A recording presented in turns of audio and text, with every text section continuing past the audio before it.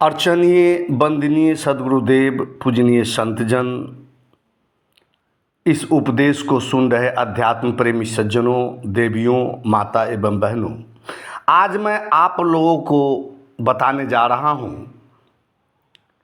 कि इस दुख भरे संसार में सुखी तथा आनंदित रहने का उपाय क्या है।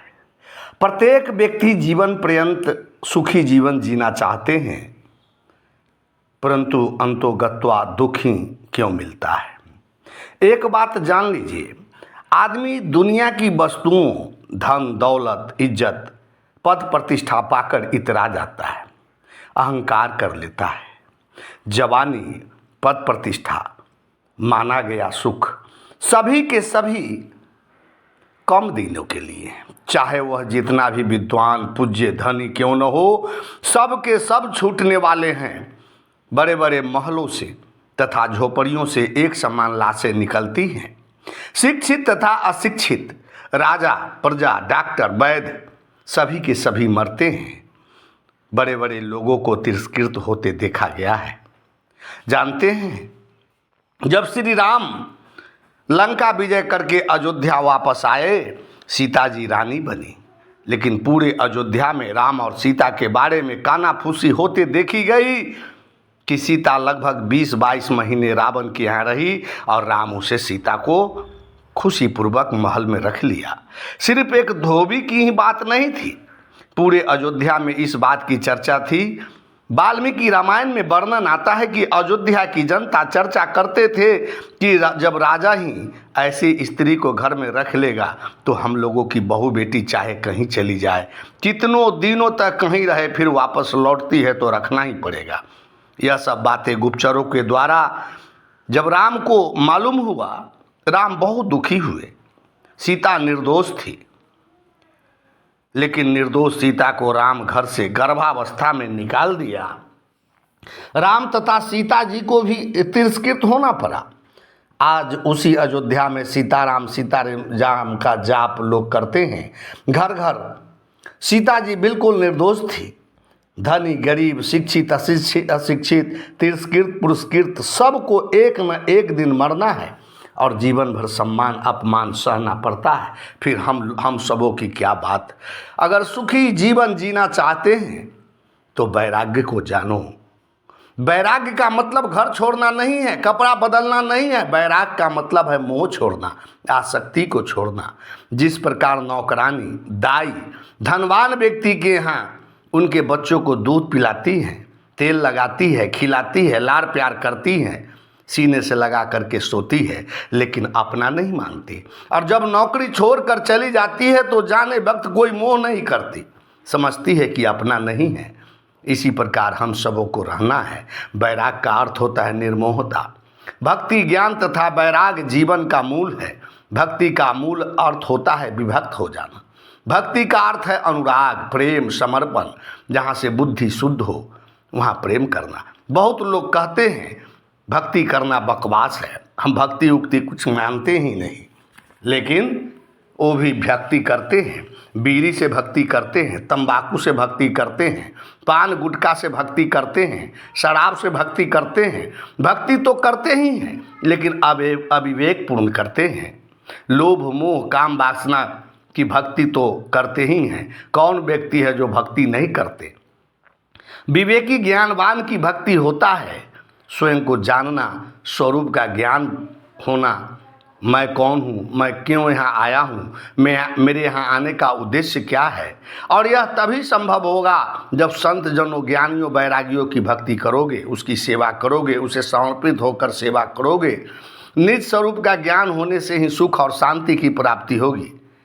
मैं मन, बुद्धि, प्राण, देह नहीं हूँ, यह सब शरीर के अंग है, इसकी जानकारी परम आवश्यक है।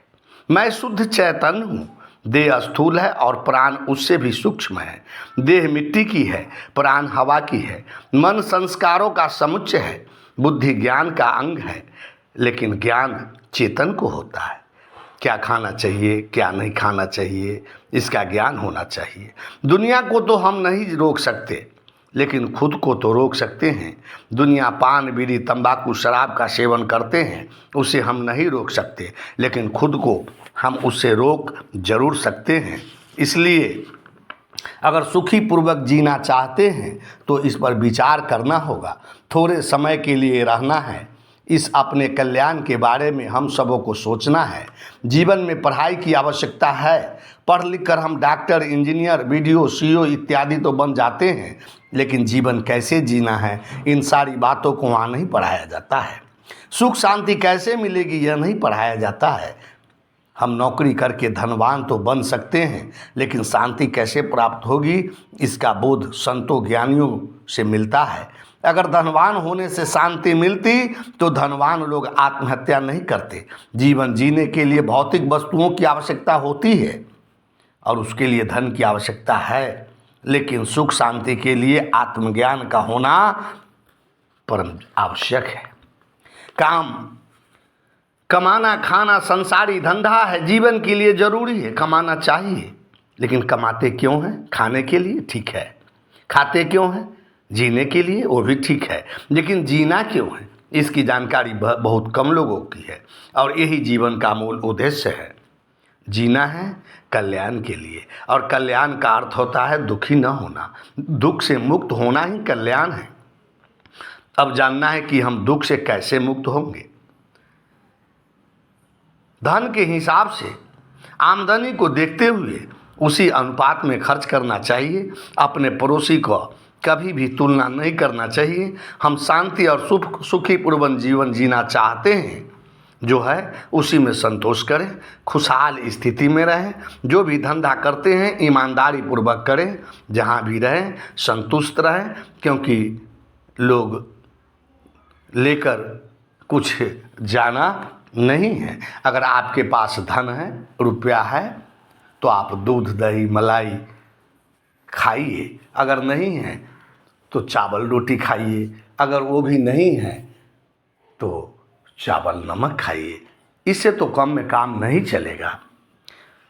और सद्गुरु कबीर ऐसे निराले संत थे, जब वो भक्ति और पूजा की बात करते हैं तो सद्गुरु कबीर साहब कहते हैं कि पूजा का कोई खास नियमित समय नहीं होता, पल दो पल के लिए नहीं होता, पूजा तो 24 घंटा होना चाहिए। सद्गुरु कबीर अपने शब्द प्रकरण में कहते हैं कि जह जह डोलो सो परिक्रमा, जो कुछ करो सो पूजा, जब सोबो तो करो दंडवत, पूजो और न देवा।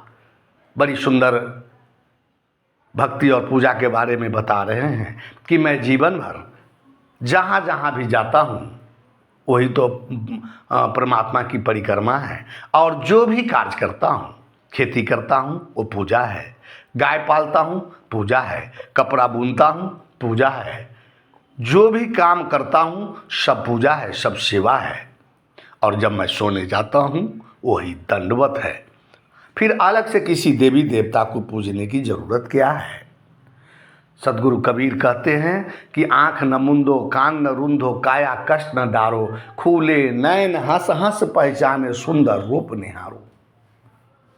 आँख मुंदे की जरूरत नहीं, कान मुंदने की जरूरत नहीं, पद्मासन आसन लगाने की जरूरत नहीं है। इस प्रकृति को खुले नैन से देखने की जरूरत है। और एक बात और जान लीजिए, सबसे बड़ी बात, सुखपूर्वक जीना चाहते हैं तो अपने परिवार में जो भी रूखा सूखा मिले खा करके और सुख शांति पूर्वक परिवार में रहें।